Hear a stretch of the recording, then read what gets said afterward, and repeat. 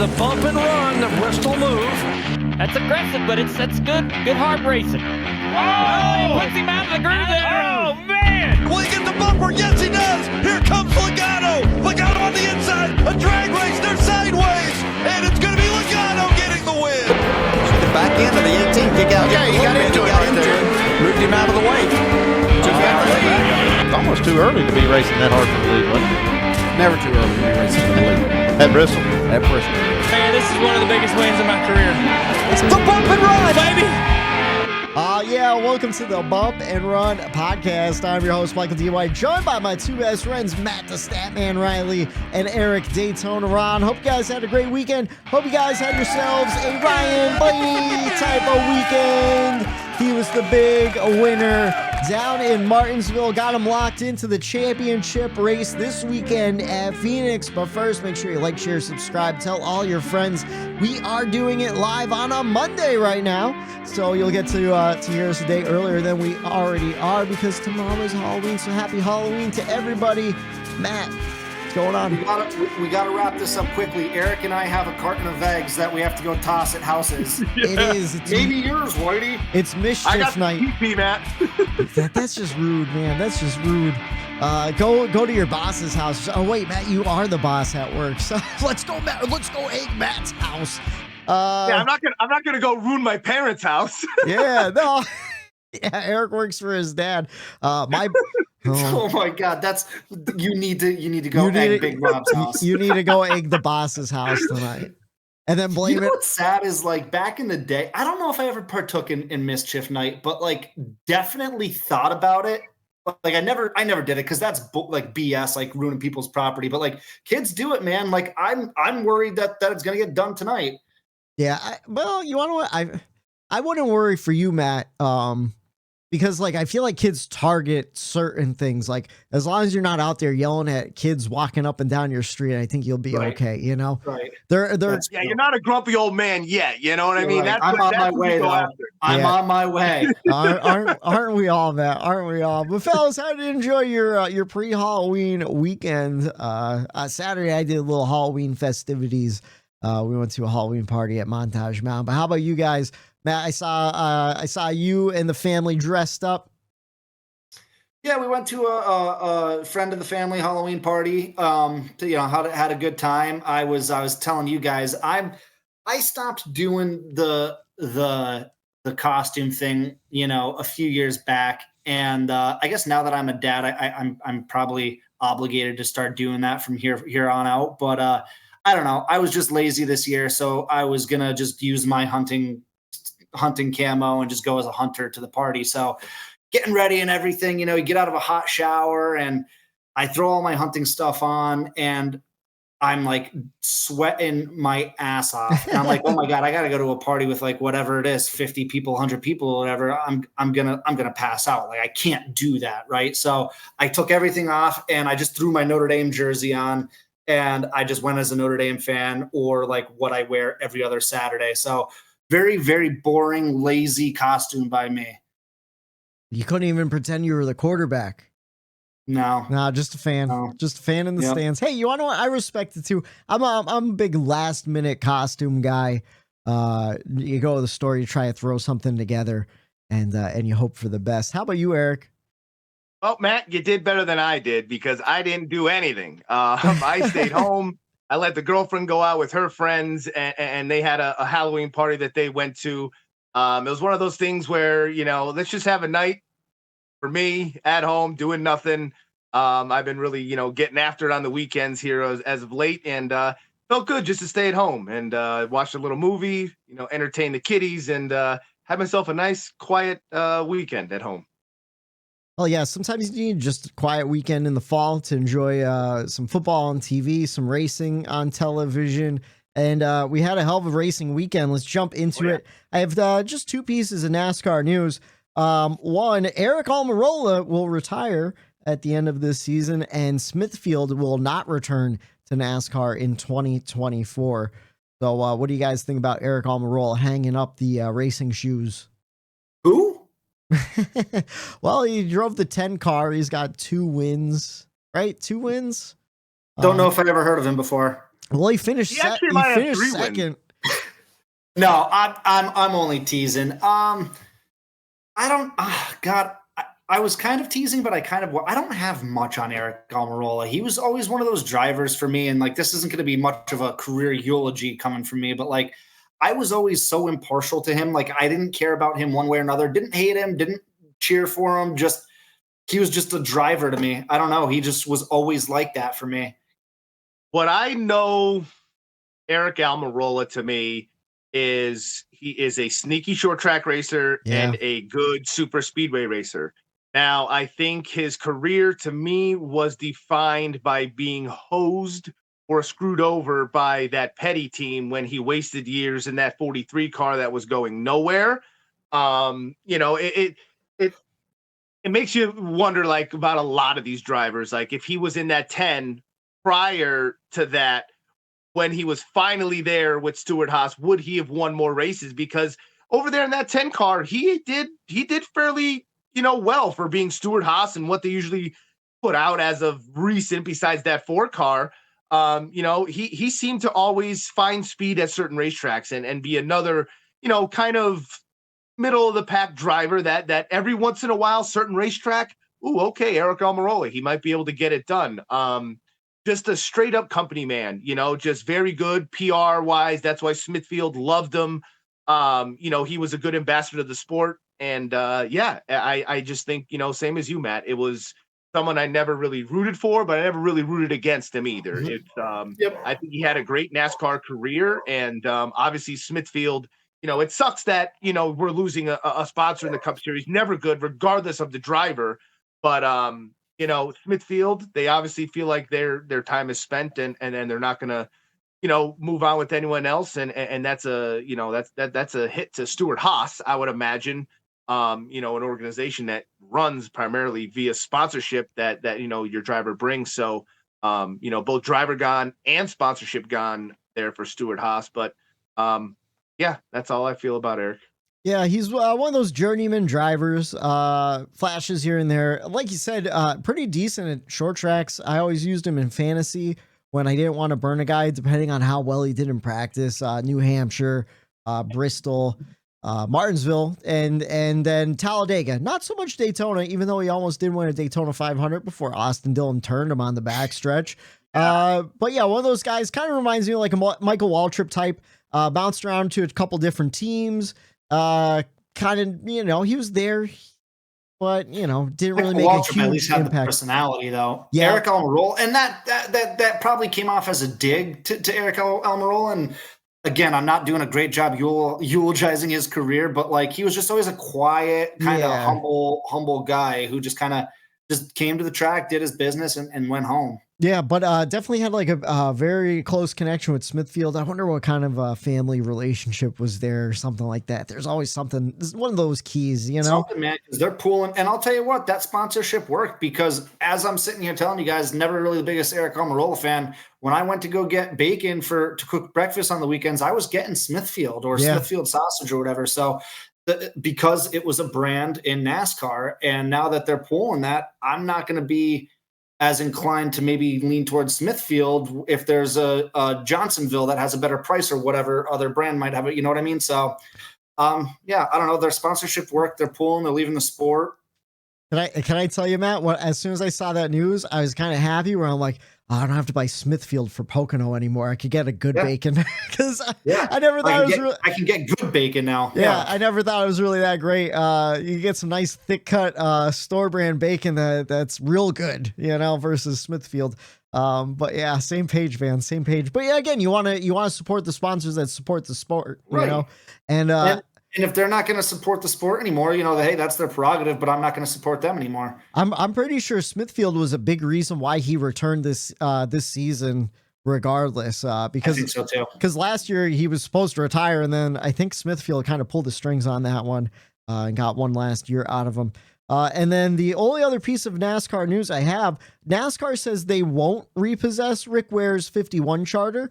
We actually talked about it in the last episode just a little bit, where if you're last in points as a chartered team for, I think it's 3 seasons or more, you could have your charter revoked. NASCAR says it's just an option. They're not going to do it to Rick Ware because it looks like Rick Ware is actually putting in an effort to get better, especially with this new RFK connection and all that. What do you guys think about just NASCAR giving Rick Ware another season at least?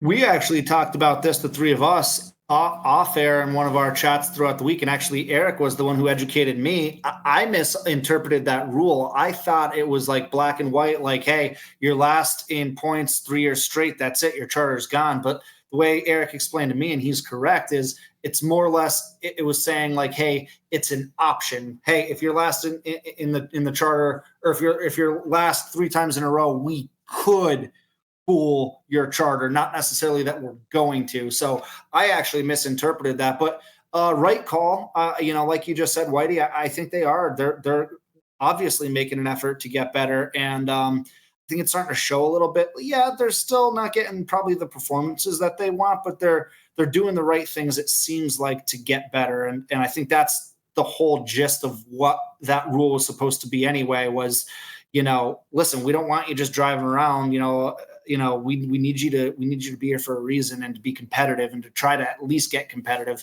And they are. So I'm okay with that decision. Yeah, I think them just becoming or joining the alliance with RFK is showing that they mean business, that they want to grow and get better right there. They see what RFK is doing on the racetrack. Hey, let's join with those guys. Maybe hopefully get some good notes and information because, we want to get better as well. I don't think Ryan Newman would have taken that position to drive that 51 car if he didn't feel that the people around him were going to put him in at least half decent equipment or, weren't looking to get better in the future. I look at that as Kenseth when he went to the 42 car.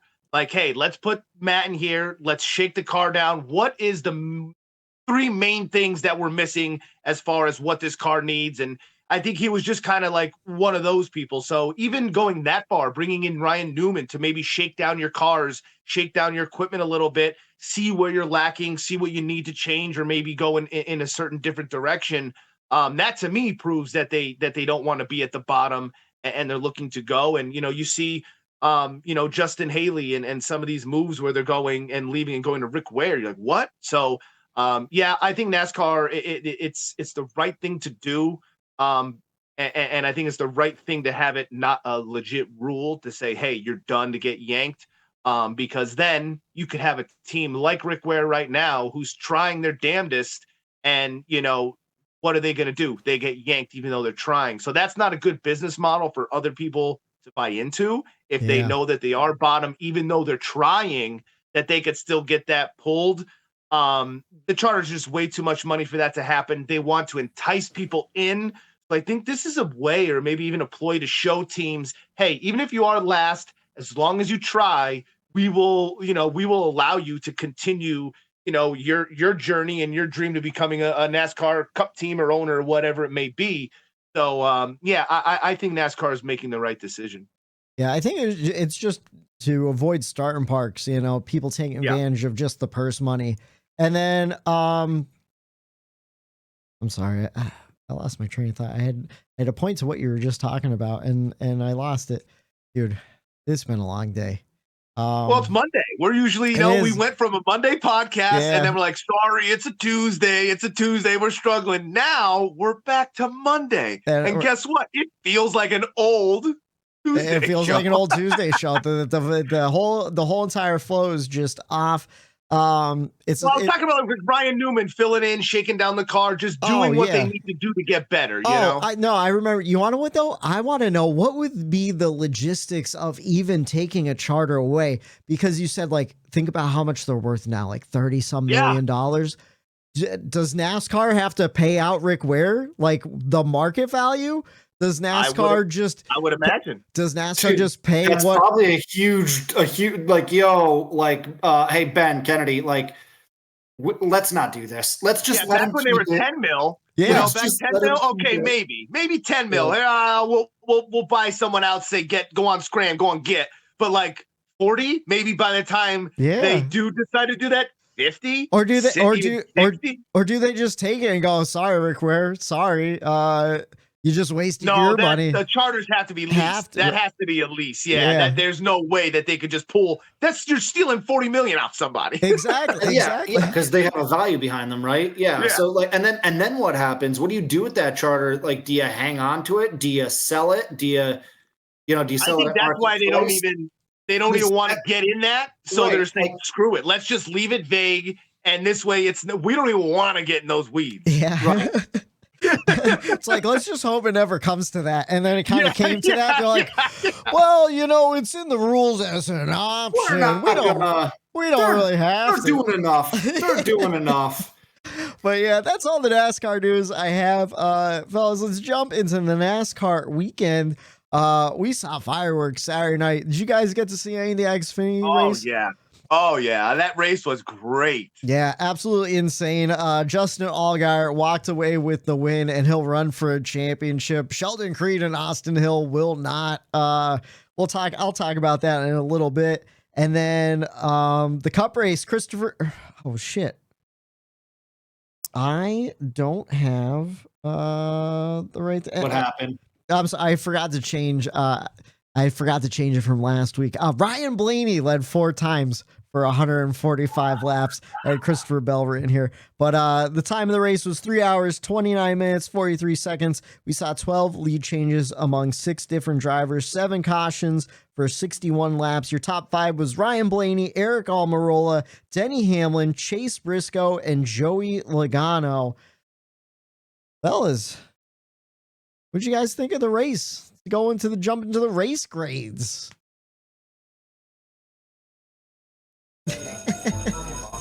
It's our NASCAR weekend race grade. It's a Monday, boys.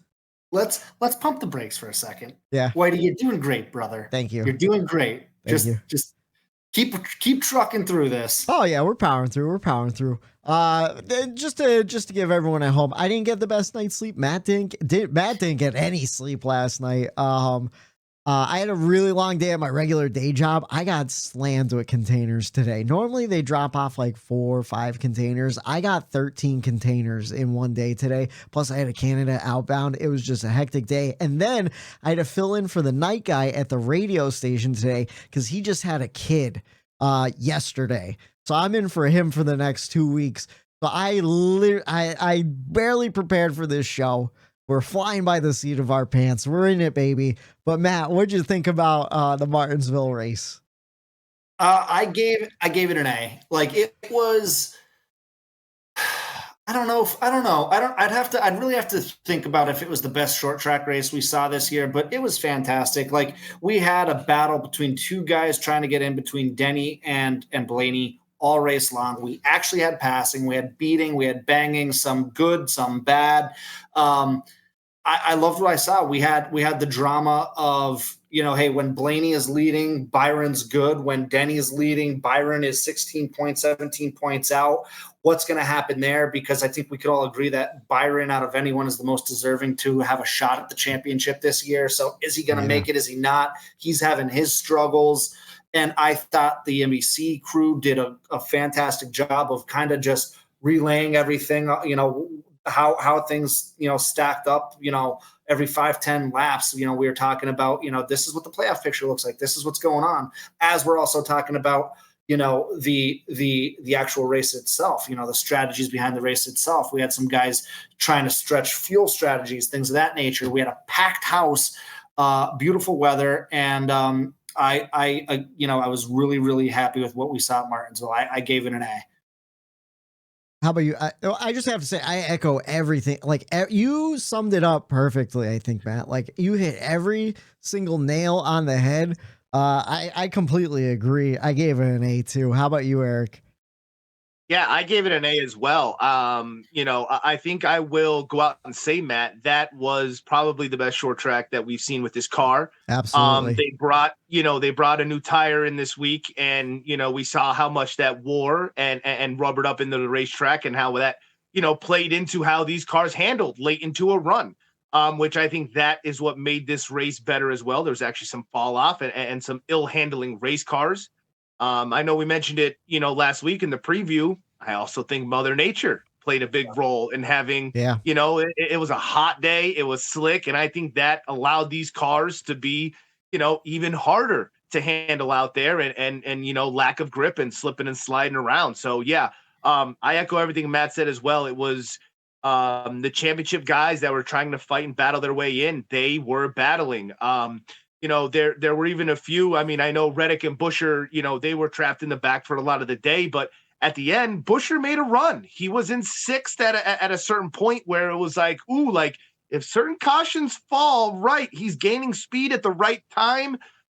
There was a little hope for Buescher at the end there. Yeah. But man, that the battle between Blaney and Denny, though, hats off to Blaney for how hard and aggressive that he was racing. And I think he realized that's how you have to race today. You have to take those opportunities when you have them. You have to force certain things, and you have to get dish back when it gets dished out to you. And I think we really saw a championship caliber-esque drive out of Blaney because everybody was racing him hard. Like the 45 at one point, they were banging off each other. Denny and him, they were banging off of each other. And, I'm like, man, these guys is championship. And like, they're racing this 12 and he's the leader, like so hard. And I'm like, man, and like that kept me on the edge of my seat. So, it was just what you want or what I, as a fan, wanted in a cutoff race, which was at any moment, something crazy could have happened. And when one person, which would have been Denny, lost the lead, immediately it was a different race. Yeah. When Denny took the lead back, okay, it's between these two here. They have to fight to get up because Denny's in the lead. So once Denny lost that lead, okay, mind shift changed. Now it goes to this, where it was essentially Slick Willie trying to hold on because Denny could only gain so many spots. So it was kind of like, okay, Slick Willie, what do you got for us here? So there were those different aspects of the race that kept changing all throughout the day. And, it's what I needed to get me ready for next week. And, I was just hoping for anything. It didn't even have to be this A. It didn't have to be as good as it was, but it exceeded my expectations. And I think it got me ready and prepared and stoked enough for next week. So that's really what I was looking for out of this Martinsville weekend.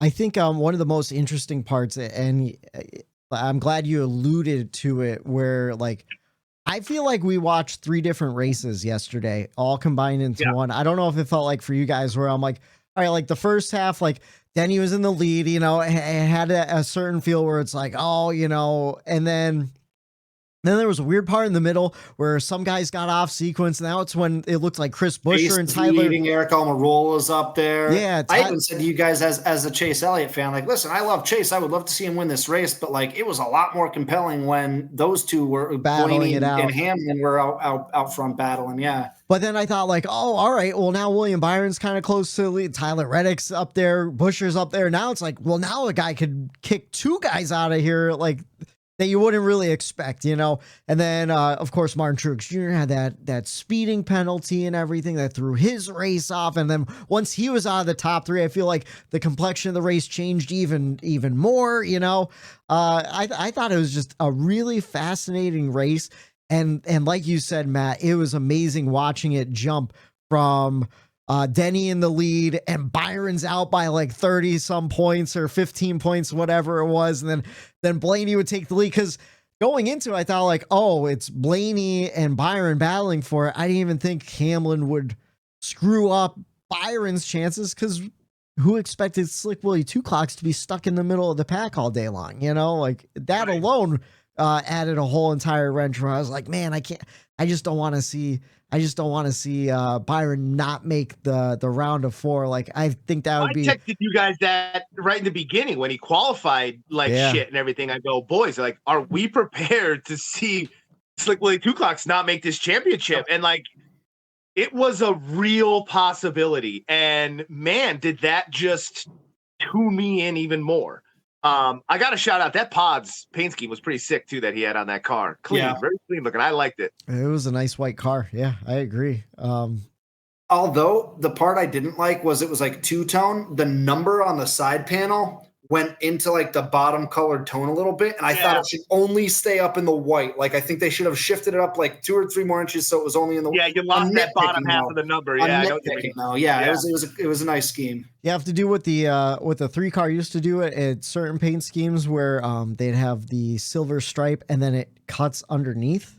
You had to have that cutout of that. What was it, red or blue? I forget what was on the bottom of that car, but yeah, I totally agree. Yeah, I don't know. I thought it was just a great race overall. I felt like it was a little long too, though. Like I said, where it felt like 3 different races in one. At one point, I'm like, man, this is a great race. I'm like, still like 150 laps though. Like this is crazy. You know, I don't know. Do you guys feel the same? Where I just didn't know what was going to happen because I'm like, man, we have another stage pretty much to go.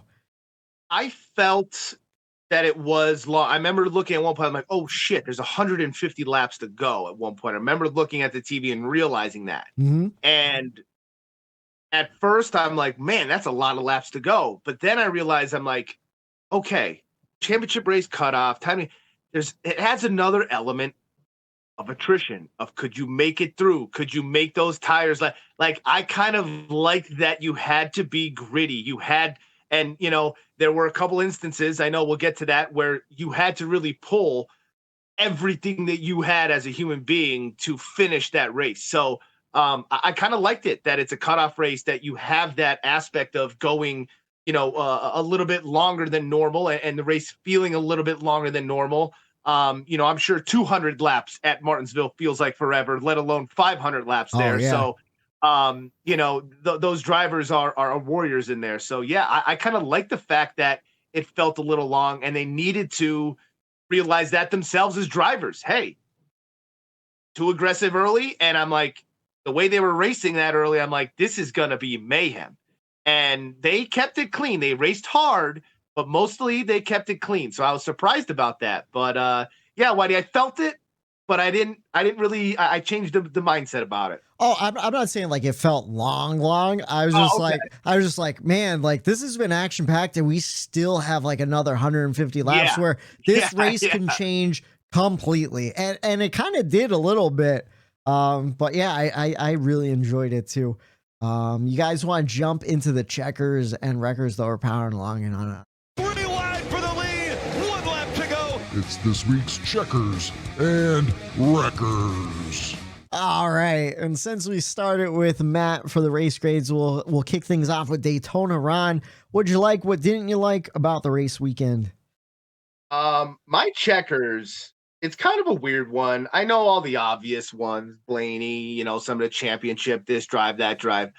I'm gonna go with the championship 4 is my checkers. Yeah, the young guns. Okay. Have finally, this is the year where the torch is being passed. Harvick said it. Oh, these young guys. Oh, it's time for the old guys out there. Guess what, Harvick? You're done now. Yeah. I think the torch is finally passed. From that generation of everyone that was there to now, we are in the new era of NASCAR. 31 years old, Kyle Larson as our eldest, going for a championship, and the other 3 going for their first championship.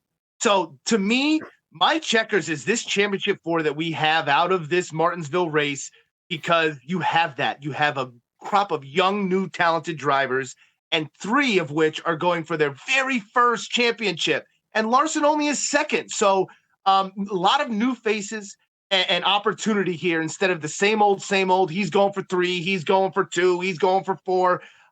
So I really, really like the fact that these young drivers that we've watched develop over these last years, taking these reins over and actually doing what they need to do to get it done, and get to that championship 4. Now, I like that. I think that's a great checkers. I agree. I'm happy to see a bunch of fresh faces. I think Pistol Pete in the morning on the morning drive on Sirius XM Channel 90 NASCAR Radio said like the average age of the guys running for the championship, like once you average it all together, is like 28.5 or something ridiculous like that. My whole thing, whatchamacallit, years ago, I didn't watch back then. I think you guys did. didn't they make a push like, oh, this is the next generation? It was like Austin Dillon and guys. Who else was it? Was it like Aric Almirola? It was Chase. It was Blaney. It was Austin Dillon. It was who else at that time? Probably Larson would have came up with Blaney, right? Larson was definitely in that. Yeah, So, yeah. There was that whole crew of like the drive. It was like Junior retired, Gordon retired, Tony Stewart retired. Like there was like all these legends retiring. Kenseth was on his way out. Jimmy Johnson was on his way out. And like, it was like, okay, now we're seeing the shift. And now we're actually seeing those guys get a few years under their belts. You know, we're so quick in sports, you know, all sports, where if these guys aren't so good year 1, 2, 3, 4, we tend to try to write them off too soon. Sometimes it takes time. Like we got to remember these guys are just kids, you know, and now they're finally coming into their own where they're in their late 20s, they're in their later 20s. Now they're coming into, they're just now entering what should be the prime of their careers. So we tend to write people off too soon and not really let them develop. And now we're seeing them develop and here we go. Right now, this is going to be like our generation's, you know, boom of superstars, I guess you could say. Yeah, I think you're right with that, Matt, too. Especially, like you could say for all sports where like after one bad season, like a rookie will be like, oh yeah, he's a bust. Like they never really give the time to develop. All the time, man. All the time. I was going to say especially football, but like it's every sport. It really Someone comes in who like, look, Aric is a perfect example. His quarterback, Trevor Lawrence, is like a phenom. He was a phenom in college. He's going to be a phenom in the NFL. He didn't have what everyone expected to be an amazing first 2 seasons, and everyone started kind of quietly writing him off. And like now he's coming into his own, and he's going to be just fine. And it's like everyone just needs to pump the brakes because like they're young. Like we forget how young these people really are. Like you said, the average age is 28 and a half. That's younger than all of us by several years. Yeah, it's kind of crazy. Like kind of off topic, but not off topic. Me and our friend Bubba, we went for lunch on Saturday and we were talking about, cause he worked at the collegiate level, as a trainer for sports, like as a sports trainer and stuff. Now he's in the high school level at a private school and everything. But we were talking like, cause people love to get fired up over college football. And he's like, listen, you don't get it until you're on the inside. Like I used to get fired up like that. I stopped. Cause it's like, they're kids, like they're kids. They're all selfish. They think they're the greatest. They think they don't have to learn anything, like all sorts of stuff. He's like, and you really don't get it until you're there day to day. And we were talking about it though, because typically you start watching sports when you're a kid. So you're always looking up to these guys where like, even as an adult, I'm 35 years old. Like I'm looking up to these cup drivers where I'm like, no, they're like 10 years younger than me. Like, it's kind of ridiculous when you think about it, but it's all about that mind frame and how long you've been watching and everything, you know? So that's sports in a nutshell, dude. That's like, for real. That's sports. It's crazy because you're right, Whitey. Like our whole lives, you know, you're looking up to these college athletes and these pros, and they're always older than you. And you wake up one day and you're a lot older than them. And it's like, what happened? Like I have in-law, my brother and sisters in-laws are in college right now. They're college age kids and like they're adults, sure, but they're kids. They're kids, and like here I am yelling at the TV screen, watching Notre Dame game, cursing kids out that are their age. It's like, what am I doing? Oh yeah. You know, they're just kids. Like and the same thing with these guys, you know, on Sundays in NASCAR. And we, you know, Blaney, you know, we didn't give, you know, he's finally starting to come into his own. William Byron finally starting to come into his own. Like Christopher Bell, all these guys who are now running for a championship, and like they haven't even hit their stride yet. Not even close. Plus, like I think we talked about it a couple months ago. We're at least I know personally. I think we talked about it on the show. There's a lot of guys who have taken up a lot of wins over the last few years. You have to think about all the wins that Martin Truex Jr., Kyle Busch, Brad Keselowski, Joey Logano, and Joey Logano is only 31 years old too. And he's been around forever. It feels like, you know, Kevin Harvick retiring, all these guys who are, you know, Logano's not, but some of these guys are getting close to the end of their career. Once they're gone, all of these younger guys who are just hitting 30 they're going to start taking up all of these wins. We saw it with Slick Willie 2 clocks this season. Took him 4 years to really develop and get into his own. And he has the most wins on the season, and he's not even 30 years old. Like, we're in for, I think, like a golden age of talent, really. Oh, yeah. Big time. Big time. Yeah. So the next 20 years is going to be crazy. Yeah. So great checkers. Great Think about it. checkers. How old is Kevin Harvick right now? 45, 47? I want to say he's 47. Somewhere around there. William Byron is 25. So he has a full 20 seasons left in the Cup Series. Byron's still only 25? No way. Yeah, I think so. I think he's got to be only like 25 or 26. He's 25 years old, Whitey. Yeah. Oh my God. That sounds about right. He's 25 years old. Ty Gibbs is 20. Yeah. So the next 20 years, we're going to see William Byron versus Ty Gibbs just going at it. Dude, it feels like, because like we watch, obviously, we obviously watch Xfinity. So like we've been watching and trucks. We've been watching Ty Gibbs for a few years now. Like this was just Ty Gibbs's rookie season. Yeah. I thought he could have won at Martinsville. He was running third for a while, looking good. I told you guys when the race started, or early yesterday, be prepared to have Ty Gibbs win this race today. I thought he had just as good a shot as anyone. And I go, you want what? Matt's right. And I put some money on him just to see, just in case. I didn't win, but you got to put it out there. But how about your records, Aric? What was your records for the weekend? My records, another one kind of out there, not a normal. I'm going kind of. The race was great, so I'm going out outsourcing my checkers and wreckers here. It involved the race though. My wreckers goes to the pace car. Oh shit! I forgot about that. Loses power right before a restart's about to happen. The drivers have no idea what to do because you can't pass the pace car driver, or else you get in trouble. No, funny as hell. You can't stop on the racetrack, so they didn't kind of know what to do at first. You have to maintain speed, Yeah, so then you see the lights go on the pace car, and they couldn't get it going. The wrecker had to come out, and they had to tow the pace car off of the racetrack. And I don't know how many times this has happened, but the EMS truck actually took them around and went off and sent the field out. So I thought that was funny. Now, the reasoning behind it, it turns out that this new tire that they brought to Martinsville laid down a lot of rubber that the pace car then picked up, and the rubber going around the tire hooked onto a harness that was connected to the fuel pump, ripped the wire harness out. Fuel pump no longer available. Car dead on the racetrack.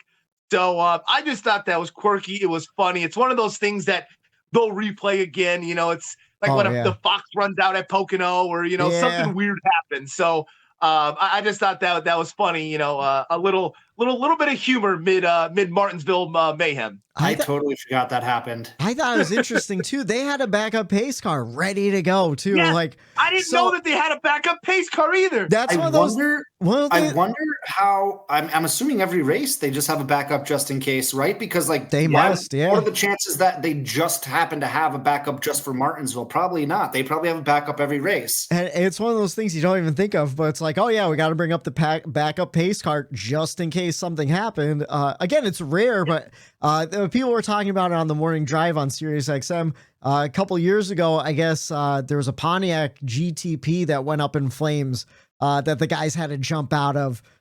This is going back, I think, Pontiac was still a manufacturer. So how many years ago was that? Okay. But it's super rare, but it happens. I just wonder, there's got to be some angry executive at Chevy who's just furious because not only did their pace car fail on live TV, but then a Ford truck came and took them back to green. Like just a slap in the face. Because how much money is Chevy paying NASCAR to be the official pace car? Too. Like we're sitting here laughing at this, but someone somewhere is flipping their lid because who doesn't find it funny at all that happened. And again, it's one of those things you can't plan for, you can't avoid. It just happened, and I agree. That's a great records, man. Great checkers and wreckers, Eric. Great checkers and wreckers. How about you, Matt? What's your checkers and wreckers for the weekend? So my checkers is oh God, I've had a long day, guys. I'm sorry. It's okay. You told us your checkers too. So I'm going to go off the beaten path here. My checkers is going to be the championship 4 and the young guns making it to Phoenix. Nice. Perfect. I agree. No, wasn't your original Slick Willie 2 clocks? Yeah, I know. I'm just joking. Okay. I didn't know. I wasn't sure if I really had to jog your memory or not. No, I got it. So my championship, or my Jesus Christ, I'm all over the place. It's Mondays, baby. My checkers goes to Slick Willie 2 clocks, like Whitey just said, and yeah, yes, kind of because he made it to the championship 4, but how he made it is why. So for anyone who doesn't know, and I don't know if they really even talked about it, we saw it because we're on Twitter and we're connected. But I guess his cooling harness or his cooling device inside the car failed again for him. And it got really hot in there. And I guess it was bad enough where he mentioned, like, he thought about, should I take this down pit road and get this addressed? And then he decided, like, I can't do that. Like, I'm in a situation where if I do that, my championship hopes are over. So we gutted it out. Yeah. I'm assuming 120, 130 degrees in that car yesterday. We can't even imagine how hot that is, right? And on top of that, the pressure of trying to perform and do your job, and he gutted it out. Everyone, I feel like Slick Willie doesn't get enough credit for being tough because, look at him. And he gutted it out. And sometimes you need to, in the highlight reel after you win a championship, they might go back to that moment and be like, he won the championship right there because he did what it took. Like you always hear in sports, the championship mentality. You have what it takes to become a champion. That's what they're talking about right there. The things that you have to be willing to do, the things that you have to be willing to endure. How bad do you want it? And William Byron just proved yesterday how bad he wants it. And my money's on him to win this championship next Sunday. Yeah, I mean, I totally agree. I listened to an interview with Rudy Fugelstein. Rudy Fugel? Fugel? Yeah. Yep. I'm sorry, I want to say Fugelstein, but I don't know. Rudy Fugel is crew chief on Sirius XM this morning, and he elaborated more on what had happened. But the pump wasn't pumping cool air into his helmet. It was just warm air. The cool suit worked, so his core temperature was okay. But it was all in the helmet. And not only that, because it was pumping warm air, I guess it was sucking a lot of the warm air off the track. So he was breathing in a lot of fumes from the other cars. He was stuck in the middle of the pack too. So there wasn't a lot of clean air. Couldn't even like jump out of line to get some clean air on the nose to get it like flushing through. Like he was going through all sorts of hell. So like you said, I sent you the tweet too, where he was like, at one point he thought about like going in, but yeah, just that championship mentality. Like that was his day. His day was on the line, and he did what he had to do to get to the championship 4. And he is my pick to win the championship. He was my pick going in to the playoffs. And I just can't believe he actually made it in where I think he really could do it. But how about your records? What's your records? I don't know, Aric. It looks like maybe you had something. Yeah. Sorry. I noticed too, in the interview, like right after his driver coach, they interviewed him, and that's what he said. Same thing that Matt said. He goes, this was the race that proved that he has what it takes, not in driving the race car. That is there. We know he could drive a race car, but do you have the mental capacity, the toughness, the physical capabilities, and the grit to get through and endure something like that, where with 60 laps to go, your day was already shit to begin with. Yeah. Qualified terrible. You're in the back of the pack. You know that you're in a dogfight to make the championship 4. You have to hold your ground when you have a shitty race car. You almost take out your teammate in the 5, and I think it was the 17 or the 34 that was around him in one turn. Almost wrecked mid-pack. And the whole time, you have warm air pumping into you, and with 60 laps to go, he even said that he started losing vision a little bit, where he couldn't even really – shit was starting to go in and out. Yeah. And it's like that really is the mentality you have to have, and man, it was very, very impressive, in and itself to get the job done, being behind the 8 ball that he was, but to do it under those circumstances that Matt was talking about, that just really elevated him. I think in a lot of people and a lot of fans' eyes, he gained a ton of respect. Yeah. You can go, Matt. I was just gonna say that's that 80s, 90s NASCAR grit that you heard about back in the day. You just grind it out, man. Like, who cares what happens to me? I've got to do what I've got to do here. It's awesome. It's like the Rowdy Burns quote from Days of Thunder. He's like, I've driven a car with my eyeballs popping out of my sockets and all sorts of stuff. Like, you just do what you have to do to get the job done. What I was going to say is we made the joke last week that Homestead was the deciding champion and Christopher Bell was our champion no matter what. But honestly, I think whatever happens at Phoenix, William Byron is my 2023 champion. I know, Aric, you said like Martin Truex Jr. is your champion because he won the regular season championship. Playoffs is like a whole different season. For me, it's William Byron all the way. He performed not only in the regular season, I think he was almost tied with Martin Truex Jr. going in, but he's performed in the playoffs too. If he doesn't win in Phoenix, like, yeah, they'll be the champion, but I think William Byron really did have a championship season. How about how about your records? Sorry, Matt. The fumes are getting to me now too. So my records was gonna be Logano and just his boneheaded moves, and maybe we could talk about that after if you guys wanted to. Yeah. But I'm making an audible as I watch Monday Night Football. Sorry, calling an audible. I'm making an audible, and I'm switching over to Martin Truex Jr.'s just the whole 19 crew, this whole postseason. I was joking with you guys. I don't think anybody would have blamed Martin if, after that race, he pulled down pit road, parked his car, got out, and just threw a grenade at the 19 war wagon over there and just blew that thing to smithereens because they didn't do him any favors all year. And then Marty Smith is behind me. Marty Snyder went and interviewed Truex afterwards. Truex is sitting over there on like a stack of tires or something, and he was just calm, cool. He would have had every reason to MF everybody, and he didn't. He just understood what happened. He understood that the season collapsed on him, and I just pseudo checkers goes to him for how calm and cool he kept himself, but man. It just sucks to see the collapse of that team this year. So my records goes to them. I think it's a deserving records. I was curious. The first thing I did this morning was check the points because, going into the round, like the final four, like all of the other points reset back to 2000. And then you see where guys stacked up throughout, like the top 16. And I was like, man, where did Martin Truex Jr. end up after getting kicked out of the round of 8?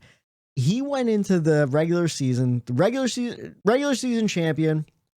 He was number one pretty much every round once it reset. After the reset, going into the championship 4, he dropped down to 12th. So in 9 races, he went from first place to 12th, essentially. Like, they just threw a whole season of work away. And it was devastating to watch happen. Also kind of interesting, to be honest with you, to see who really did well throughout the playoffs and stuff. I have to give kudos. I was gonna save this for next week, but right now Bubba Wallace is running 10th in points. I think that's pretty impressive for the season that Bubba had and everything to have that playoff run, because he got himself in on points to begin with. Didn't have any playoff points and finishes out. Pretty much going to finish out in the top 10 of points, I think. Right now, he's talk about how we seem to be a year ahead on people here. Like last year, Aric was real high on Brad Keselowski, and this year, Brad, had didn't win, but he had a great season comparably to last year. Yeah, I think that next year Bubba's going to have a breakout year. And no, I'm not saying he's going to win 5, 6, 7, 8 races, but I think he's going to be a perennial top 10 race car driver, and I think he's going to win 2 or 3 races next year. You see it coming. You see his headspace getting where it needs to be. Yeah. And you see it coming. I mean, 23-11 as a whole, I think is really And they're moving into a new shop in the off season too. So like, who knows? Yeah. Going back to what we were just talking about 15 minutes ago, he's another one, all the expectations and people are writing him off and he's still young. Like he's still a young dude. Like just now he's finally in the right equipment too. Keep in mind what he spent his first, 5 or 6 years in the Cup Series. And now he's on a great team, the 23-11 team. So I'm expecting high things out of Bubba next year. I think it's interesting too. Like going into the championship race, of course, everyone's going to focus on the round of 4 drivers, like the championship drivers. But like these guys in the top 16 are still fighting for their final points position right now. Him and Ross Chastain are tied. Ross is in 9th place, and there's not a whole lot of separation. Like there's still a lot of things. Like guys could make some moves. Martin Truex Jr. is only 10 points behind Joey Logano for 12th and 11th. Like there is still some interesting racing to look for throughout the field. If you're interested in the final, like the total points battle.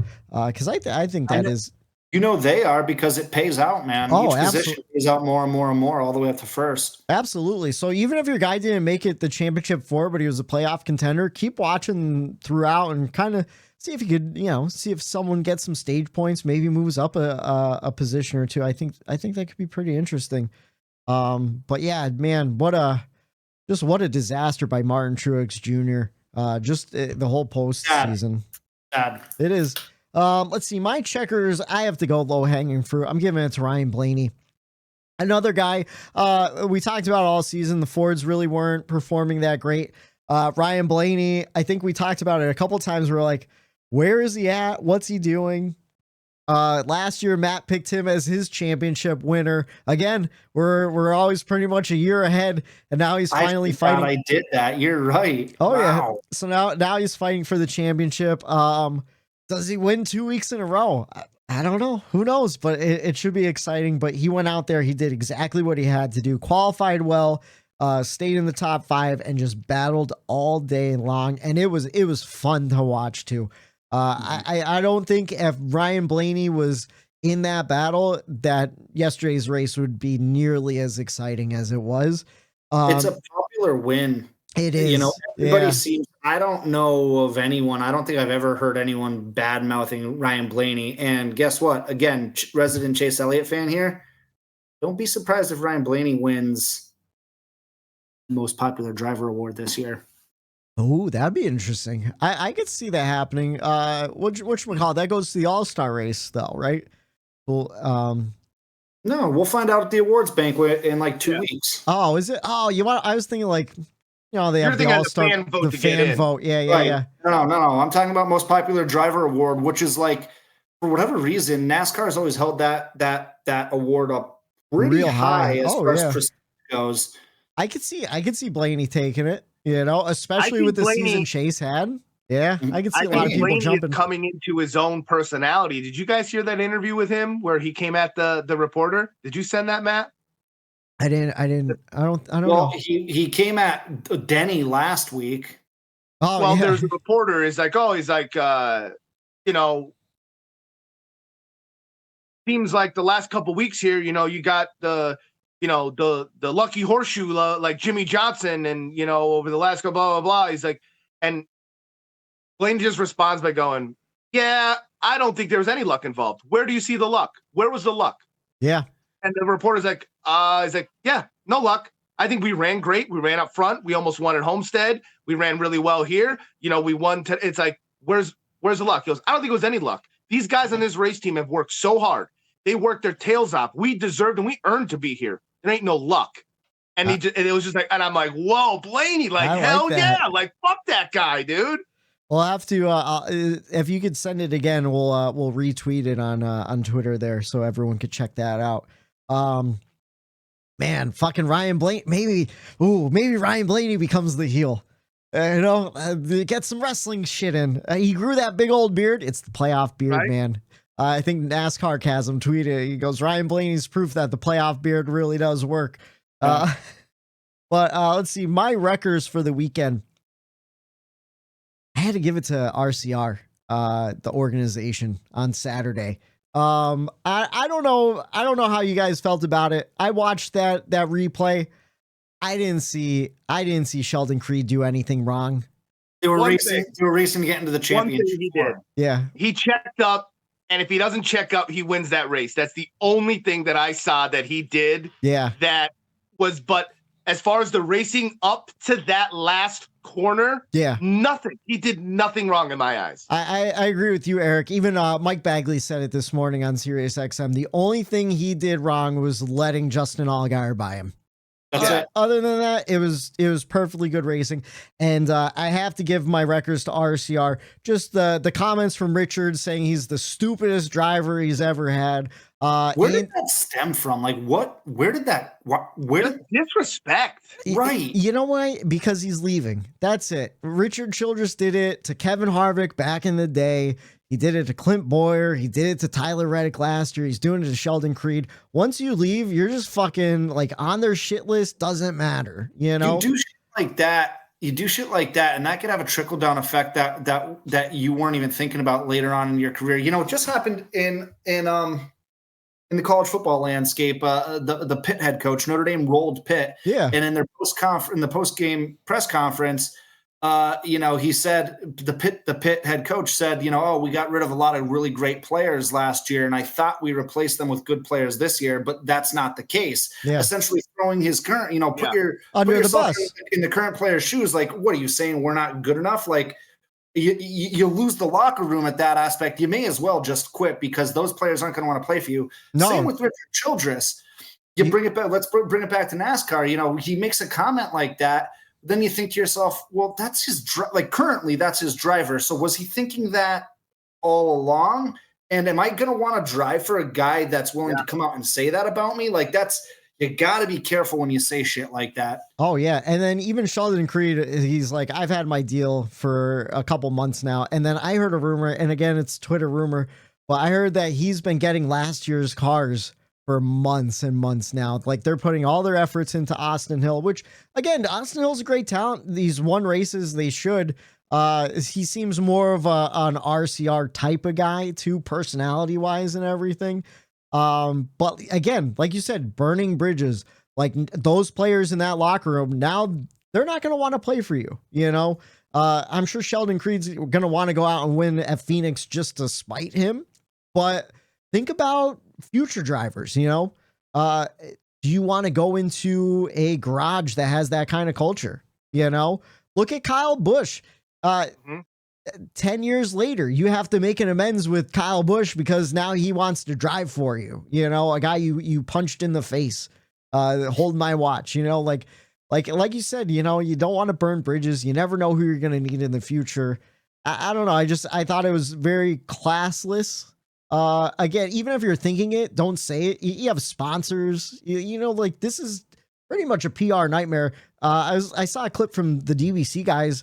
They said the same thing. Like, this is a PR nightmare. Like, you don't, just for sponsorship and stuff. So I just thought, who was it? Andy Petrie after the race? Like, you hear him physically go up to him and be like, what the hell were you doing? Yeah. He's like, you didn't even give him a chance, which I don't agree with. He definitely gave him a chance. Did you say that? Huh? Yeah. Yeah, they got him on camera going back to the yelling at hard days. Yeah, Andy Petrie went up to Sheldon Creed. He was real pissed off. He was like screaming. He's like, "Oh, I misunderstood you. I thought Petrie said that to RC." No. He went up to Sheldon. He goes, "What the fuck are you doing? You didn't even give him a chance," or something along those lines. And the way I watched it, he did give him. Maybe there's stuff behind the scenes that we don't know about. That hey, maybe RC and P. Now I agree. You can't be saying that stuff, but like maybe there's stuff behind the scenes where like Sheldon Creed really is like not who they want him to be or whatever. We don't know because we're not there, right? But you can't be doing that stuff out in the public eye either. Or they just lost another talent to Toyota and he's going over to Joe Gibbs and they're sour about it too. So, but again, you never know what's happened behind the scenes between the drivers, between the owners, like everything, All it did was put a chip on someone's shoulder and on a team's shoulder. And in any sport, what is it called? Bulletin board material. And you never want to give your opponent bulletin board material. Yeah. It's like that one NFL player who literally got a tattoo of a potato chip on his shoulder. So he's always walking around with the chip on his shoulder. It's the best thing I've ever heard of. I like that a lot. But yeah, that's my checkers and records for the weekend. Just some race notes. We talked about Aric Almirola retiring. He led once for 66 laps, finished second place. Like you said, kind of a sneaky good short track driver. Denny Hamlin led 4 times for 156 laps. Of course, he won't make it into the playoffs. Let's see some of your other playoff drivers. Martin Truex Jr., he led once for 47 laps, finished 12th, a lap down again. Or no, he was on the lead lap again. That pit road penalty kind of killed him. Let's see. Chase led some laps. He finished 17th, but he led for 83 laps. Did not make it to the championship four in the owner's standings. Let's see. Yeah, that's pretty much it. Reddick and Busher did not advance, didn't do enough to advance, and Slick Willie 2 Clocks kind of just held on for dear life and powered through it. And that's all I have for the race. Do you guys have any other things to as of note? Fuck Michael McDowell. He ran EJ down low again, spun himself out like a clown. Yeah. I chose this koozie for a reason. It is a checkered flag koozie. Boys, next week is the checkered flag of the season. It is. We've made it. It's crazy. It's been a long year. It's been a long year, but it's been a fun year. It's been a great year, bad year, everything in between. And I just wanted to say before we get to the championship round that I love doing this with you two, and it's a bunch of fun. And I hope the listeners love listening to us. We try to make it as much fun as possible for them. And we got one more race to look at here this year. Absolutely. I'll take this time to say I appreciate you guys doing this with me every Monday. I really do love it. Sometimes the season feels a little long and we complain about it. And but we have an Olympic break next year. That's awesome. But then like last week, I'm like, man, I can't believe there's only 2 races left. No, I'm sad. We have it is. I'm looking forward to the break, but I will be sad we won't be together every Monday night horse shitting around and making silly jokes and stuff. But I do really appreciate you guys. Appreciate everyone that listens, everyone that comments, everyone that spreads the word about the podcast. It really is a lot of fun to do. We're coming back next year, hopefully bigger and better than we have been too. So absolutely. I say it every year. I got big things planned for next season, and I still do. It's hard getting those things executed, but I would like to go live on Monday nights or Tuesday nights, whenever we do it. I want to do it live on Twitch. Got to work on the infrastructure of the computers and whatnot a little bit, but hopefully we get there for next season. But fellas, every podcast loves to talk about the winner on a Monday, one Ryan Blaney. Here on the Bump and Run podcast, we have to talk about the guy that came in last place, and it was BJ McLeod. His day ended early from overheating issues. I think he made about 150 laps or so before he pulled it into the garage. And like Matt said, for the last time this season, Marty, you gotta come back with me. Where? The next NASCAR Cup race. It's the weekend preview. And we're headed to Phoenix for our championship weekend, Friday night, 10 p.m. I agree. Boo. Should be going to Homestead Burger, headed to Phoenix. Bleep out. You should go back and bleep out every time we say the word Phoenix, just so the listeners don't have to hear that goddamn word anymore. Well, you want to know what? After what we saw in Martinsville, I do have high hopes for what we could see in Phoenix. Maybe they bring the same tire and we see just slick conditions. That's what I'm hoping for. And man, I wish they didn't run that dog leg. Keep it on the track, boys. But we are headed to Phoenix for championship weekend. Friday, going to be a late one. 10 p.m. truck race is on track for the Craftsman 150 on FS1. Xfinity takes the track on Saturday night, 7 p.m. They crown their champion. It's just the Xfinity Series championship race. No sponsor there. And then Sunday, Cup on track, 3 p.m. on NBC. Fellas, to go over our picks from last week. Matt, you picked Slick Willie 2 Clocks. He only got you 24 points. I picked Denny Hamlin. He got me 53 points. And for the third week in a row, Aric picked the winner when Ryan Blaney got an absolutely perfect score on the round of 8. And that marks our 16th win. Or no, not 16th. 13th. Was it? How many did I tell you guys? Was it 12? 12, I think.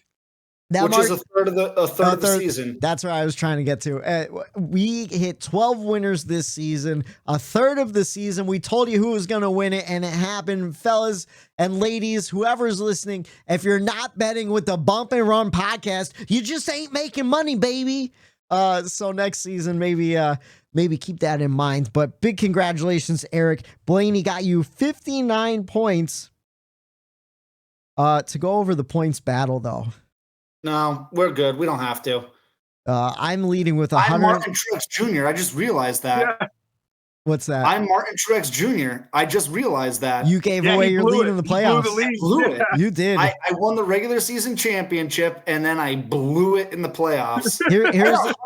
I had a 100-point lead at one point. Here's the thing. I'm only beating you by 33 points. So you could still win this championship, right? I have 1,088 points. Matt has 1,055 points, and Aric has 1,023 points. So, fellas, we were very close to each other all this time. Aric did a whole lot of ground, made up a whole lot of ground the last couple of weeks. I think you made up like 100 points. Last 3 winners, they just you're gonna max points, man. But that means, Aric, you pick last, I pick second, and Matt picks first. Who are you picking to win Phoenix? We've never seen. Gotta be one of the 4, right? Like, there's no doubt about that. Yeah. So essentially, this is my champion. No, not essentially. This is my championship pick as well, because we've never seen it not happen. Not that it can't this year. We could always see, Blaney go or Logano go and win it, and us be pissed off that he just stole the show from someone. But I believe he's going to win the race. I believe he's going to win the championship for the second time. I am going with Kyle Larson to be our champion this year. Well, I picked him at the beginning of the postseason. I have to pick with him in this race. I'm going with Slick Willie 2 Clocks. And for once, he may not have the name Matt Kenseth, but he's still driving the 20 car. Yeah. And it's still, I have that DeWalt yellow and black running through my veins. So my allegiance is still over there with that 20 team and Christopher Bell.